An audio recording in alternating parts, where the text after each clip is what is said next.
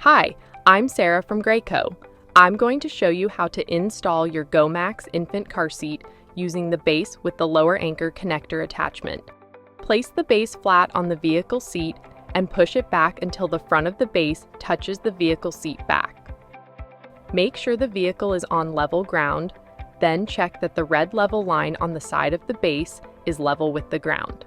Readjust the recline if needed by using the recline lever on the front of the base and lifting or lowering the base. Then, recheck the level line. Unhook the lower anchor attachment connectors and remove from storage position. Open the snug lock lockoff. Extend the lower anchor attachment strap to its maximum length by pressing the gray button and pulling on the strap. Attach the lower anchor connectors to the lower anchors in your vehicle. The strap should lay as flat as possible and not be twisted. Press down firmly on the top of the base while pulling on the free end of the lower anchor attachment strap to remove the slack. Close the snug lock lockoff until you hear a click. Test for tightness.